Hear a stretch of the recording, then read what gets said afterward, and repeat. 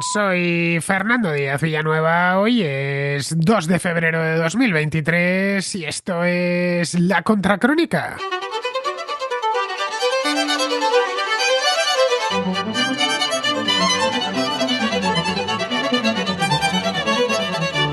Esta semana se han cumplido 3 años de la salida del Reino Unido de la Unión Europea. Han sido 3 años muy convulsos en todos los ámbitos, por lo que cuesta hacer un balance equilibrado. Apenas mes y medio después de formalizarse el trámite de salida, el día 31 de enero de 2020, se presentó de golpe la pandemia de COVID-19, que en el Reino Unido provocó el colapso de su sistema sanitario durante las primeras semanas y más de 200.000 muertes confirmadas hasta el momento presente. Tras superar la pandemia y sus restricciones, algo que en aquel país quiso hacerse de la forma más rápida posible, decretando un Freedom Day, un día de la libertad, en julio de 2021, el mundo se precipitó en una crisis energética y en infinidad de problemas geopolíticos ocasionados por la invasión rusa de Ucrania. El país, entre tanto, ha quemado 3 primeros ministros. Boris Johnson, que tuvo que dimitir tras una serie de escándalos el año pasado. Liz Truss, que estuvo solo 50 días en el poder.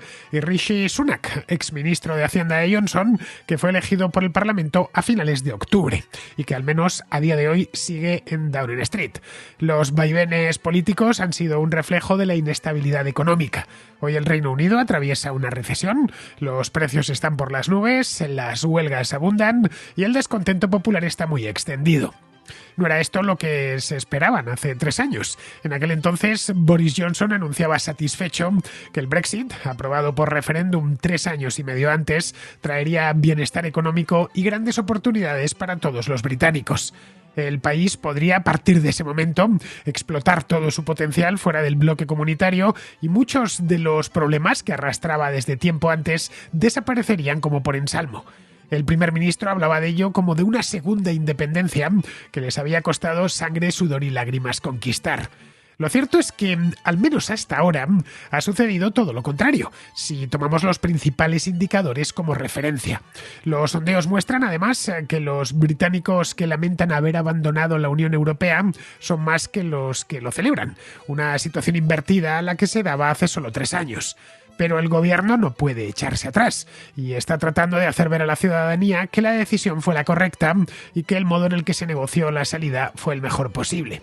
Como es obvio, el Brexit no es lo único que explica la atonía económica del Reino Unido, pero ha contribuido decisivamente ya que su desempeño durante estos años críticos ha sido mucho peor que el de otras grandes economías europeas, como la alemana, la francesa o incluso la italiana. El Reino Unido es el único país del G7 que no ha recuperado su PIB previo a la pandemia y en ello ha tenido mucho que ver el impacto que el Brexit ha tenido sobre la inversión y el comercio internacional.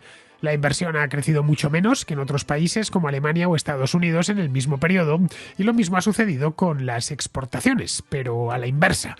Las exportaciones británicas, por cierto, se siguen dirigiendo fundamentalmente a la Europa continental. Para muchos británicos, el Brexit ha supuesto lo más parecido a darse un tiro en el pie. Para otros sigue constituyendo una gran oportunidad que el país puede aprovechar si hace lo que tiene que hacer y lo hace pronto. A fin de cuentas, solo han pasado 3 años, que no es mucho. 3 años, por lo demás, muy anormales. A juicio de algunos analistas, habrá que esperar algo más de tiempo para sacar conclusiones definitivas, ya que todavía es pronto para saber si fue bueno o malo salir de la Unión Europea.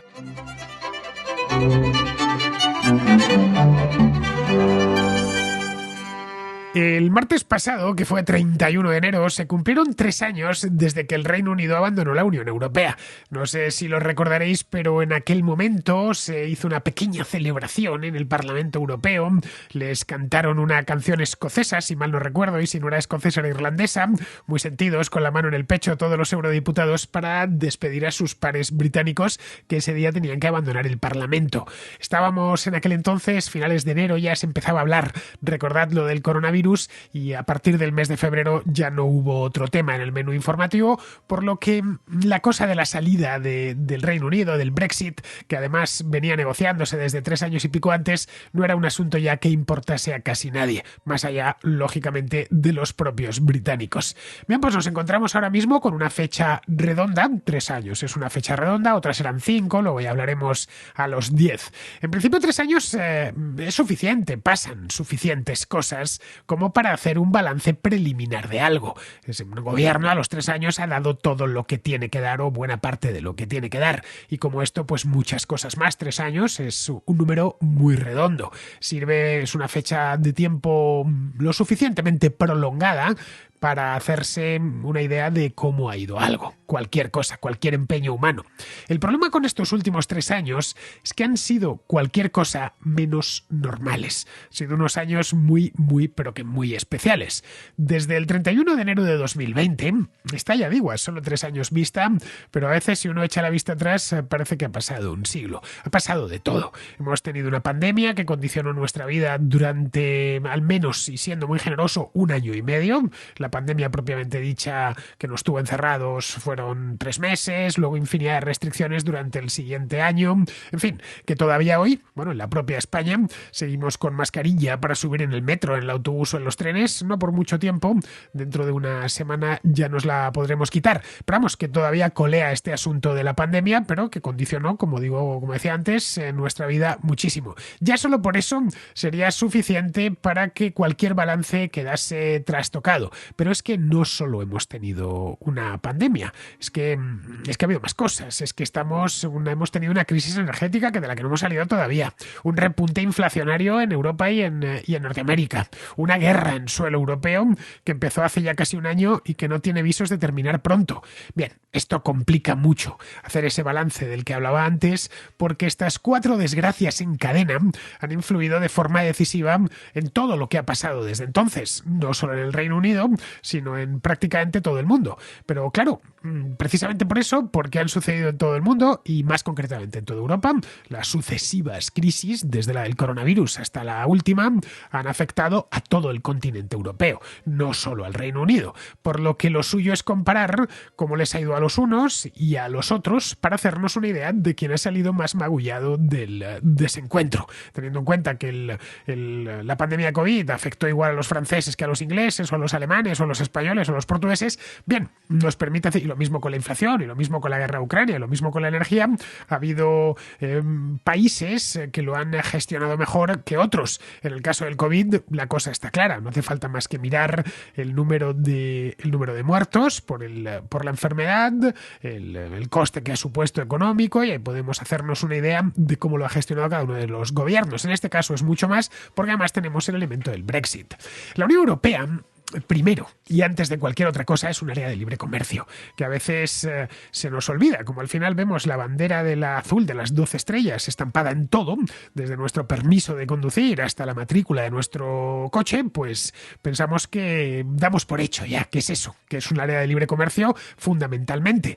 Luego se le fueron llenando muchas cosas más con nuevos tratados, pero en origen era eso. Así lo concibieron los padres fundadores en la década de los 50, un poco después de que terminase la Segunda Guerra Mundial, y así quedó consignado en el Tratado de Roma del año 1957. De hecho, Unión Europea se empezó a llamar así muchísimo tiempo después. En 1957, durante décadas, se llamaba simplemente Comunidad Económica Europea. No lo olvidemos, en España se le conocía simplemente como Mercado Común, y con eso bastaba. La idea de estos padres fundadores era volatilizar las fronteras. Primero para los bienes, obviamente, y luego ya para todo lo demás. Para las personas, para los capitales, para los servicios. El Reino Unido, que ingresó en la entonces Comunidad Económica Europea, pues hace ya mucho tiempo, medio siglo, en 1973. De hecho, lo leí el otro día, creo que ingresó en la Unión Europea el mismo día que se fue, que ya es casualidad, el 31 de enero de 1973. Bien, pues llevaba casi medio siglo, cuando salió habían pasado 47 años, llevaba casi medio siglo viviendo en ese líquido amniótico que es la Unión Europea. Claro, salirse de él ha tenido consecuencias. No podía ser de otra manera.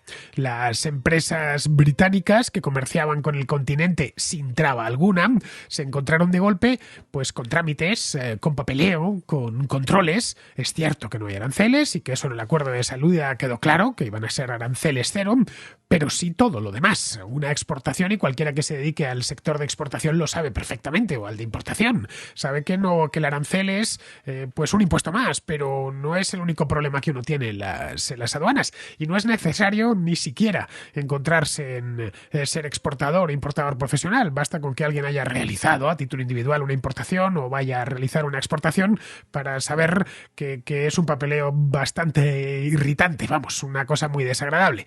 La burocracia, que antes era inexistente entre el Reino Unido y el resto de Europa, pues claro, ahora es omnipresente para cualquier producto o cualquier persona que quiera salir o entrar del país. El Reino Unido además no era un miembro cualquiera, no estamos hablando de un miembro pequeñito, no lo sé, Eslovenia, qué sé yo, Eslovaquia, alguno de estos, Malta, pequeños países que con muy poca población y cuyo peso dentro de la Unión Europea era pequeño. No, ni mucho menos. El Reino Unido era la segunda economía de la Unión Europea. El flujo comercial que tenía con sus socios era muy activo, de aproximadamente medio billón de euros al año, billón con B. La economía británica, llevaba 50 años dentro, pues estaba plenamente integrada en la europea. Esto, al principio, cuando tan pronto como se tuvo noticia del resultado del referéndum, esto fue en junio de 2016, esto agitó los temores de todo el mundo. Bueno, ¿qué es lo que va a pasar? Tras la salida, los intercambios comerciales, como no podía ser de otro modo, porque además coincidió con la llegada de la pandemia, sufrieron una caída muy abrupta. Luego ya se han ido recuperando, y si echamos un vistazo a la gráfica, hasta alcanzar niveles parecidos, no iguales, pero sí niveles parecidos a los de antes de la pandemia. En esto parece, por lo tanto, que el Brexit no ha afectado demasiado, teniendo en cuenta que estamos todavía en esta fase pospandémica. Aunque claro, siempre se puede arguir, como arguyen muchos, que de haber estado dentro, de haber permanecido en la Unión Europea, el comercio podría haber crecido. Pero claro, esto no deja de ser una conjetura. Por eso os digo que el hecho de que hayan sucedido tantas cosas hace muy difícil valorarlo. Los trámites fronterizos no han hecho mella en los grandes exportadores. Estas grandes empresas, qué sé yo, como por ejemplo las del sector automotriz, que fabrican una parte de un vehículo en un país, la otra parte en otro, y lo terminan ensamblando en un tercero. En este caso estamos hablando de empresas gigantes que tuvieron tiempo, porque la negociación llevó más de 3 años, de ir haciendo todo tipo de planes de contingencia. Estos no se han encontrado con demasiados problemas, pero claro, se ha afectado a los pequeños exportadores, a la luz del descenso en la variedad de productos que salen del Reino Unido con dirección al continente. Son muchos menos, lo que significa que hay mucho pequeño exportador que, cansado de papeleo, directamente ni exporta. Esto sugiere, además de manera directa, que a las pequeñas empresas no les compensa. No les compensa pasar por el dédalo burocrático de la aduana.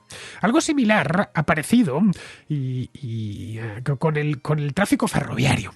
El Reino Unido, Gran Bretaña, mejor dicho, está conectada al continente a través de un túnel maravilloso que se hizo en los años 90. El Eurotúnel, famoso, fue una de las grandes conquistas, uno de los grandes pasos en la construcción europea fue este túnel, por eso se le llama Eurotúnel. Bien, hay un túnel que creo que tiene 30 kilómetros, va por debajo del Canal de la Mancha, por el que circulan trenes que llevan pasajeros y llevan también mercancías en los remolques de los camiones. Bien, por ahí pasan muchísimos pasajeros porque Londres no está muy lejos de París, a través de ese tren, tampoco de Ámsterdam y tampoco de Bruselas. Bien, pues si vemos el tráfico ferroviario de pasajeros de la empresa que explota esta línea, que se llama Eurostar, es una compañía ferroviaria que con trenes de alta velocidad une Londres, la estación de St. Pancras creo que es, antes era Victoria, con París, con Bruselas y con Ámsterdam a través del Eurotúnel. Bien, el caso Eurostar no ha vuelto a 2019 en términos de pasajeros. Se encuentra, de hecho, muy por debajo, entre un 20 y un 25% por debajo, dependiendo de la ruta. La de París, por ejemplo, que es la más perjudicada, está un 25% por debajo de los niveles que tenía de tráfico, de ocupación en aquel entonces, en 2019, mientras que otras dentro del continente, pues pues no ha sucedido lo mismo. Si miramos, por ejemplo, los trayectos ferroviarios entre París y Bruselas, vemos que han terminado igualándose, especialmente el año pasado, que fue ya el de la recuperación en los viajes. Bien, en ello ha tenido mucho que ver, como es lógico, el hecho de que los pasajeros tienen que sortear a su llegada un farragoso control de pasaportes que antes no existía.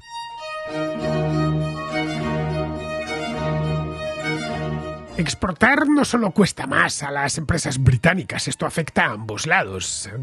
Es lo normal, claro, te pones problemas donde no lo sabías y te afecta al de un lado y al de otro cuando quieren intercambiar algo. También afecta a las del continente. Eso ha impulsado hacia arriba el precio de la cesta de la compra. Es cierto que inflación hay en toda Europa, pero en el Reino Unido es algo más alta que en otros países, especialmente en lo relativo a los alimentos. Cualquiera que tenga un familiar o un amigo o que esté directamente, cualquier contraescucha que esté ahí en el Reino Unido lo sabe bien porque lo tiene que pagar. Ha visto cómo la comida subía muchísimo. La razón también de nuevo es fácil de explicar. Buena parte de los alimentos que se consumen en el Reino Unido, no diría casi que desde siempre no, pero casi, porque el Reino Unido se globalizó muy pronto, ya en el siglo XIX, con su imperio, y empezaron a traer alimentos de todas partes del imperio británico. Bien, hoy por hoy, y ayer por ayer, llevan muchos años trayéndose los alimentos desde la Unión Europea.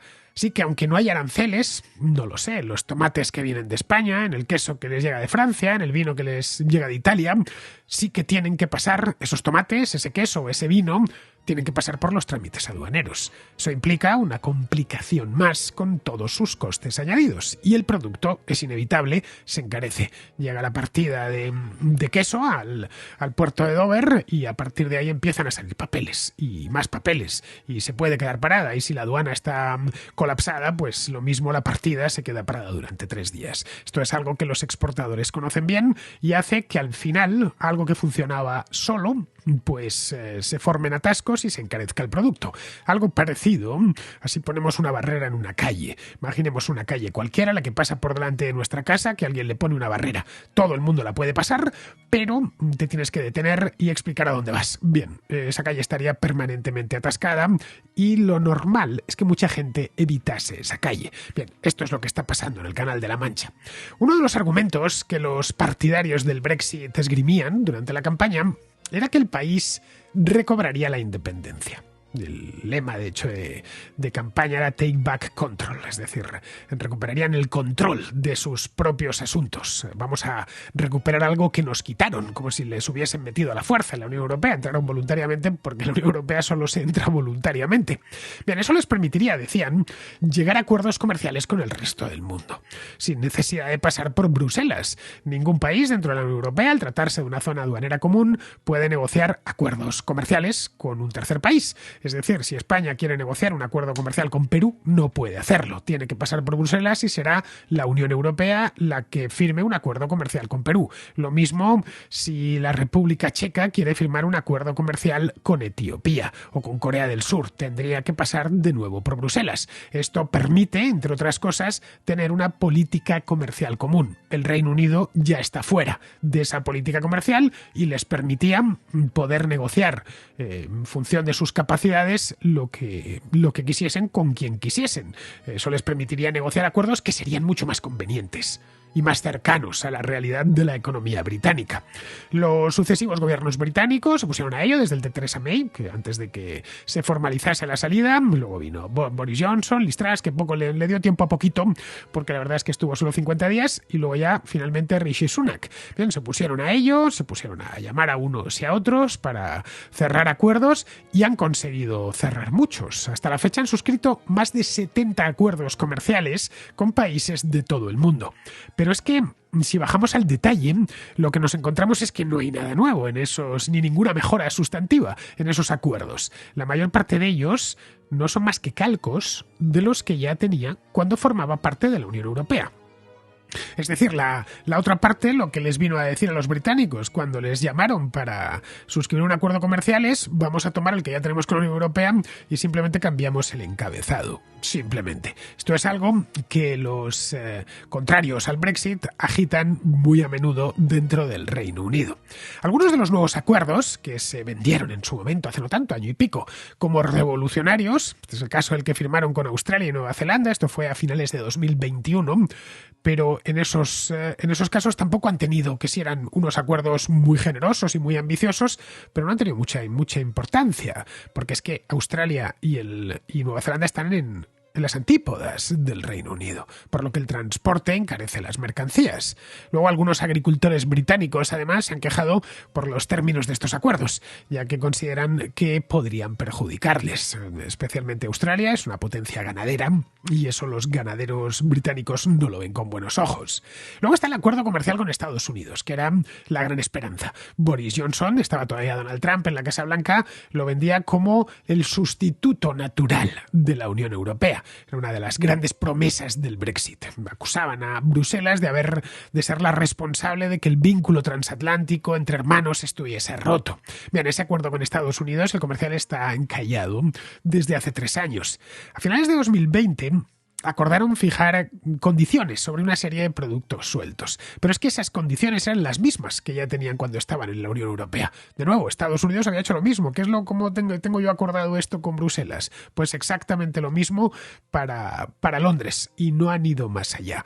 El año pasado la administración Biden ya perdió por completo el interés en este tema y las negociaciones se paralizaron, que es donde están en este preciso instante. Empezaron entonces, y esto fue muy gracioso, porque se pusieron muy dignos y empezaron a negociar directamente con los estados federados. Han tenido conversaciones con las autoridades de Texas, con la de Carolina del Sur, también con California, Utah, creo, algún estado más, ¿no?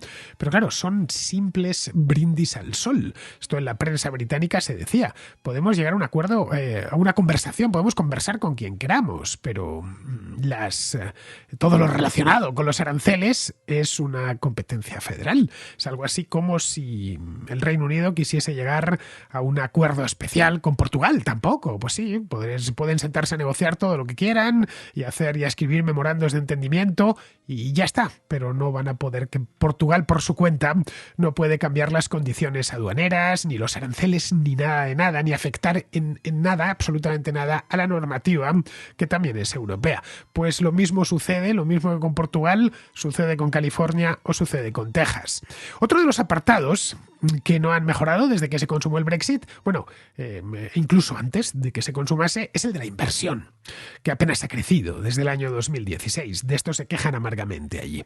Los inversores, como bien sabemos, son alérgicos a la incertidumbre y eso mismo es lo que ha sobrado en el Reino Unido desde que votaron por salir de la Unión Europea. Durante los casi 3 años de negociaciones, nadie quiso dar un paso en falso, en espera de gastarse su dinero, en espera de que se aclarase el panorama.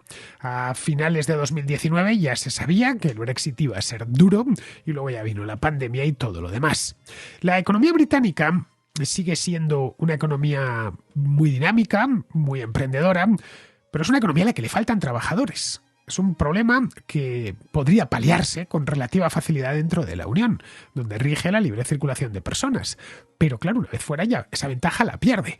Cualquier comunitario que se quiera mudar al Reino Unido a trabajar tiene que solicitar un visado de trabajo y eso significa, pues lo mismo, papeleo y gasto.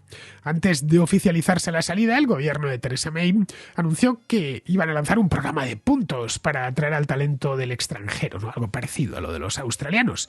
Pero los resultados de este programa de puntos no han sido los que esperaban.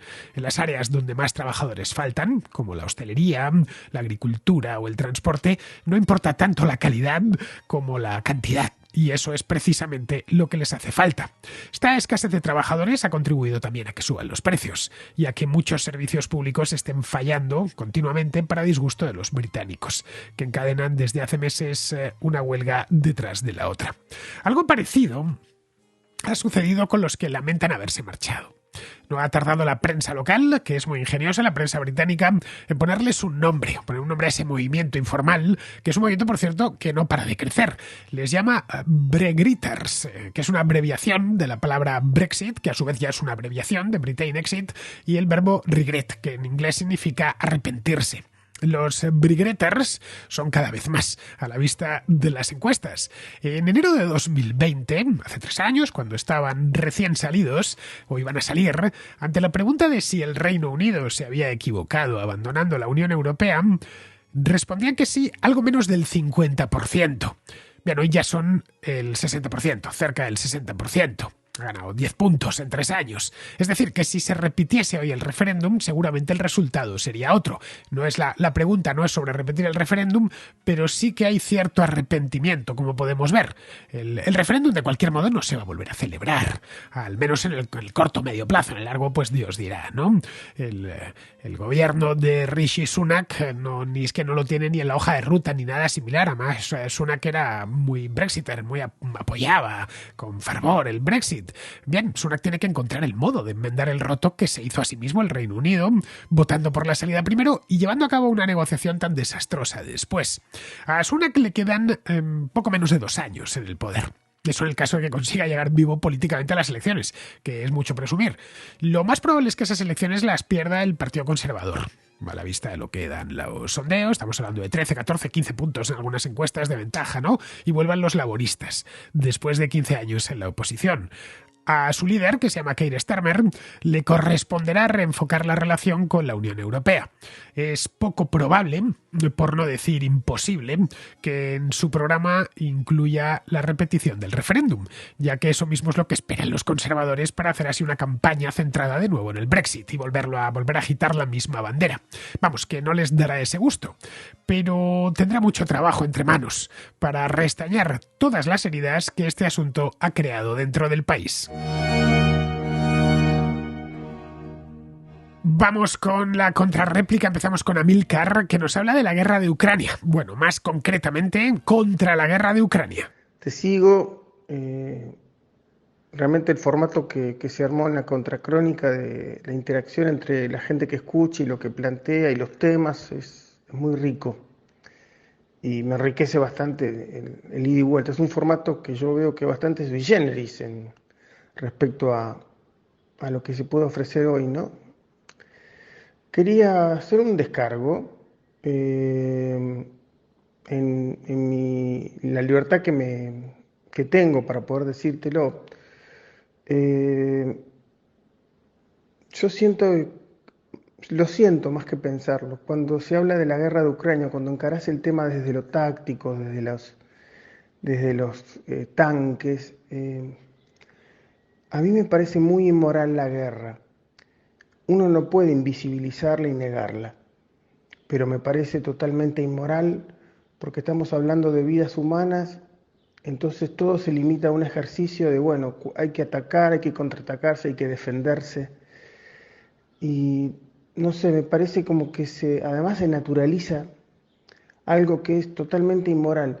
Y yo pensaba, si dentro de 15 años empezase a haber una ley en un país sobre que la pederastia empieza a ser normal y que se puede ejercer y que entonces esto se empieza a contaminar en otros países, ¿vos hablarías de la pederastia como algo bueno y explicarías a la gente los beneficios? Para mí la guerra es igual que la pederastia, es lo mismo, solo que está legalizada, es la diferencia.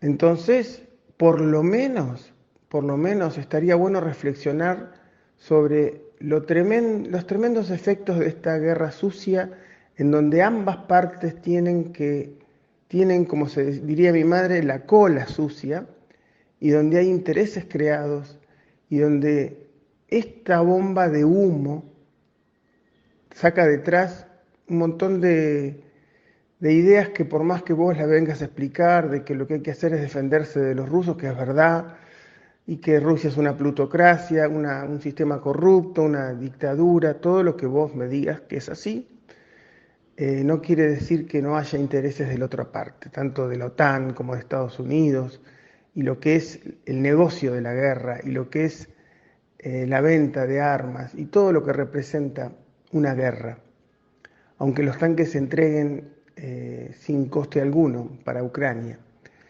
Me parece que es un momento de reflexionar sobre lo tremenda que es una guerra y no naturalizarlo todo, porque acá para nosotros es fácil hablar de tanques.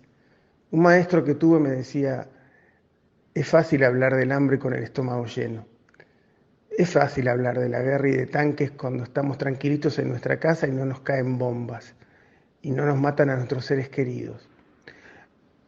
Es una reflexión. Yo, con toda la potestad que me adquiere ser un contraescucha, quería compartírtelo. Un saludo cordial. Seguí con el programa. La guerra no está legalizada, ni es legal, Amílcar. Cualquier guerra de agresión es ilegal, por supuesto, va contra el derecho internacional. Ni la ONU ni la mayor parte de la comunidad internacional te va a avalar si agredes a tu vecino. Otra cosa distinta es la guerra autodefensa. La autodefensa es un derecho si has sido agredido. Te asiste el derecho a defenderte tanto a título individual como a título colectivo. Si mañana una potencia extranjera invadiese España, estaríamos moralmente autorizados para defendernos y repeler al invasor.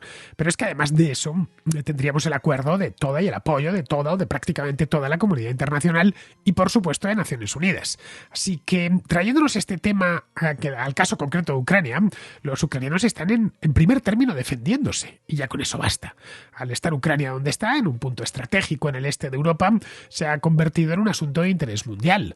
Pero es que, no sé, pongamos por caso que si Sierra Leona estuviese invadiendo Liberia, pues los liberianos tendrían todo el derecho del mundo a defenderse. Ahora bien, apenas hablaríamos del tema porque nos cae muy lejos y porque, bueno, estaba más allá del kilómetro sentimental ese del que hablan, ¿no? Y porque el peso específico de Liberia y de Sierra Leona pues es muy pequeño. Respecto a lo que comentas de que hablar de tanques y de armas es fácil cuando vives en paz, a ver, los que han pedido los tanques y la ayuda armamentística han sido los propios ucranianos, ¿eh? Creen que es la única manera que tienen de poder repeler la agresión rusa. Ellos son los que más tiempo pasan ahora hablando de la guerra, de armas y de cómo defenderse, ¿no? Te aseguro que muchísimo más tiempo que nosotros. Mira, si consultas la prensa ucraniana, tienes un montón de periódicos por internet, si le das al traductor de Google te los pondrá legibles porque ya no es que yo tengo ahí un problema ya que no ni entiendo lo que dicen porque está en otro alfabeto, pero vamos, alguna vez que he hecho un vistazo veo que es un monotema, como no podía ser de otro modo. Prácticamente toda la información está relacionada con la guerra. Caray, recuerda que es una guerra que ellos ni han querido ni han buscado. El Kremlin arguye que Ucrania iba a entrar en la OTAN y que eso es motivo más que suficiente para invadir el país. A ver, Ucrania no iba a entrar en la OTAN, no había ni plazo ni estaba previsto que entrase en los próximos años. Pero es que en el caso de que quisiese haber entrado, podría haberlo hecho, porque es un país soberano. En ese punto, claro, la OTAN no puede abandonar a un aliado como Ucrania. Tampoco puede dejar que los rusos avancen todo lo que quieran, porque eso pone en riesgo su propia seguridad. Si a Hitler se le hubiese parado tras la anexión de Austria en 1938, quizá no hubiésemos tenido la Segunda Guerra Mundial. Pero es que Hitler anexionó el Anschluss, la anexionó a Austria con el consentimiento de la mayor parte de austriacos. En este caso ni siquiera Putin tiene el consentimiento de los ucranianos. Pero bueno, en aquel entonces, acuérdate no porque lo hayas vivido, pero si al menos lo habrás leído, las principales potencias prefirieron mirar hacia otro lado y llegar a un acuerdo con Hitler en Múnich. Así que la guerra efectivamente es algo muy inmoral, algo muy feo, pero es que en este caso que nos ocupa es una guerra que ha empezado Rusia, no la ha empezado Ucrania. Una vez puesta en marcha, esta locura solo cabe en tres salidas. Una, que gane Rusia, la otra, que gane Ucrania, y la tercera, que se encuentre una solución negociada en la que ambos tengan que ceder. Hoy por hoy, ambos contendientes confían en la victoria. Por eso no tienen intención de sentarse a negociar. En el caso de que lo quisiesen hacer y mostrasen, si estuviesen exhaustos, agotadísimos, lo transmitirían al exterior. Bien, en ese caso no faltarían en el mundo mediadores, te lo aseguro. Bien, vamos ahora con Carlos, que es de Granada y que nos habla del acuerdo comercial de la Unión Europea con Marruecos. Quería proponerte el tema de la agricultura, que a su vez es el primer tema que te envié hace muchos años en audio y me acuerdo que precisamente me sacaste en tu programa y me reñiste, pero bueno, era joven y en verdad, pues bueno, aprendí mucho de las palabras que me dijiste. El tema es que hoy he visto un vídeo de un tal Palleter que se está quejando fuertemente de que van a entrar ahora para Marruecos, se van a anular una especie de aranceles y eso es o implica un gran golpe para la agricultura española. El caso es que yo tampoco estoy ideológicamente muy a favor de los aranceles, pero también es cierto que la agricultura española pues está sometida a muchos más impuestos, a muchas normas y legislación de la Unión Europea, ecologista y demás. Pero bueno, es un tema del que tampoco sé mucho. Aún así me interesa. Y me gustaría saber por qué, porque veo a muchos agricultores quejarse con fortaleza, pero me falta la explicación, que alguien explique por qué la competitividad del sector agrícola en España muchas veces pues se le ahoga y no pueden competir. Muchas gracias. Hace muchos años, Carlos, tú no habías nacido, antes de que España entrase en la Unión Europea, era común que los agricultores franceses tirasen los camiones que iban cargados con frutas y con hortalizas españolas que se dirigían a los mercados europeos, a Alemania, a Holanda, a Bélgica, en fin, que era muy común, igual que ahora, ¿no?, que salen camiones de las zonas del sur de España, de Murcia, Andalucía, de la Huerta Valenciana, en dirección a los mercados norteños. Bien, pues les tiraban los camiones estos agricultores.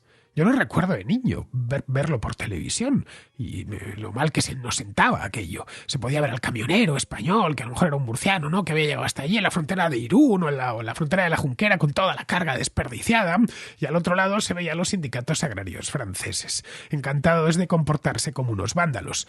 Bien, una de las cosas que retrasó bastante la entrada de España y Portugal a la Unión Europea fue esa misma, los agricultores franceses. Al final, después de una negociación larguísima, Francia levantó el veto a España y Portugal y pudieron acceder en 1985, que es cuando se firmó el acceso, y la entrada se produjo en enero del año siguiente. Bien, en este caso no se está hablando de admitir como miembro de la Unión Europea a Marruecos, ni mucho menos, no podría serlo en tanto que no está en el continente europeo. Simplemente se trata de dar facilidades comerciales a Marruecos. A mí eso no me parece nada mal.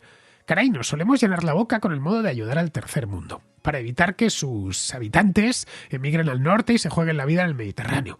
Pero caray, luego tampoco queremos comprarles sus productos. Y todo para proteger a unos empresarios locales, que no necesariamente para proteger a los consumidores locales. A los consumidores locales los protege en principio la normativa, y los marroquíes o quien exporte a la Unión Europea tiene que respetarla. Yo personalmente lo lamento por estos agricultores que, bueno, que ven como los marroquíes van a exportar tomates más baratos que los suyos. Pero es que en este mundo todos tenemos que competir en lo nuestro. A mí nadie me protege, ¿eh? Y como a mí a casi ningún trabajador. Mi sector es el de los medios de comunicación online, y ahí la libertad es absoluta, te lo garantizo. Cualquiera puede entrar a hacerme la competencia, y lo último que se me ocurriría es pedir al gobierno que prohíba que, no sé, que en España y en la Unión Europea pues se puedan sintonizar los programas de radio online que se hacen en Argentina, en México o en Costa Rica. Para poder competir, pues trato de ser trabajador, innovador y estar al tanto de lo que demanda mi audiencia. Más no puedo hacer. Si puedo seguir viviendo de esto, significa que estoy consiguiendo mantener el pulso competitivo. El día que deje de hacerlo, el mercado me sacará. Y cuando digo mercado, estoy hablando de los consumidores. Así que cualquier tipo de acuerdo de libre comercio que llegue, bienvenido sea, porque los beneficiarios de esa libertad vamos a ser todos, no unos pocos.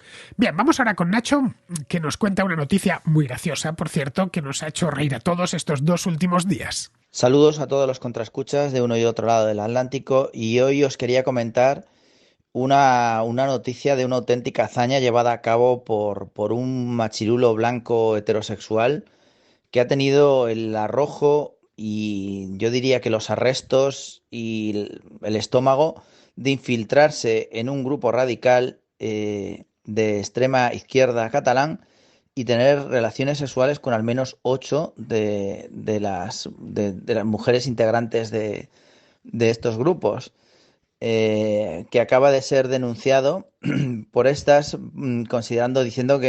alegando que ellas no sabían que era policía y que entonces eso vicia su consentimiento a tener relaciones sexuales, y que se ha excedido en el marco legal del infiltrado, y que además es una postura poco ética por su parte.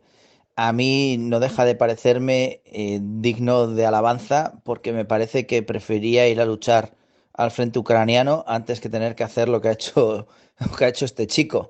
Así que las redes están dándole ya medallas y condecoraciones por lo que ha hecho, porque verdaderamente pocos se atreverían a hacer lo que ha hecho y estar ahí metido, infiltrado en esos grupos durante 6 meses. Y nada, que no sé, ¿qué te parece, Fernando? Si crees que debería de darse, no sé, algún tipo de condecoración policial o incluso, no sé, como héroe nacional o algo así. La historia esta es una auténtica maravilla, Nacho. Bueno, yo diría que da para serie de Netflix, que bien podría titularse Infiltración Profunda, o mejor todavía, que la titulen Duro como un madero. Leí hace 2 días que eran 5 las independentistas con las que se había acostado este hombre, y luego ayer me enteré que de 5 nada, que eran 8. Así que lo mismo mañana salen 10 o 12. Vamos, que es toda una proeza sexual, bueno, mejor dicho, sexoafectiva, que es como se refieren a esto los cursis de la CUP. Lo que no tengo claro es que debamos darle una medalla por esto. Caray, bastante premio ha tenido ya llevándose al huerto a 8 señoritas. Pero no sé, quizá habría que presentarle a Julio Iglesias para que le dé clases y le ayude a perfeccionar la técnica. Vamos, que teníamos un Casanova en el Cuerpo Nacional de Policía y no nos habíamos enterado. Lo que me sorprendió leyendo la noticia, que es muy graciosa en sí, la historia en sí es muy buena, es la razón que arguyen las antiguas amantes de este caballero. Dicen que han sido objeto de abusos por parte de él, pero por supuesto todas las relaciones, las 8, hasta ahora, fueron voluntarias y entiendo que hasta placenteras. Se quejan porque no les había dicho que era policía. Pero caray, eso no es ningún abuso. Todos nos guardamos alguna carta en los lances de Venus, ¿no? Bueno, todos y todas, que en esto no hay brecha de género. Además, ¿qué más da la profesión de alguien si te gusta? Caray, está el mundo lleno de parejas improbables cuya relación más o menos es buena. Ahora bien, entiendo perfectamente su indignación y su enfado. Y no tanto por el hecho de haberse ido con el policía, que me temo que eso en realidad les daba igual, como porque el policía se ha ido con las otras 7 amigas. Y este tipo de cosas, ya sabes, las mujeres no suelen perdonarlo. Bien, vamos a terminar ya. Vamos con Pizarro, que nos habla de la abundancia de chips. Las empresas tienen que bailar con los excedentes y con la escasez, tratando de que sean circunstancias coyunturales para evitar su quiebra. Es parte del arte empresarial de cabalgar la incertidumbre. Y hay herramientas y actitudes para salir con bien de estas vicisitudes. Faltaban chips y sobran chips, e indefectiblemente volverán a faltar y a sobrar. Eso sí, con tiempos de entrega prolongados y precios elevados, vivimos antes y viviremos en el futuro los momentos de escasez. Un cordial saludo de Pizarro. Y hasta aquí, queridos amigos, llega la contracrónica de hoy. Estamos a jueves ya, jueves 2. Mañana será viernes, luego mañana no hay contracrónica. Mañana tenemos contrahistoria. Así que ahí os espero. Hasta mañana.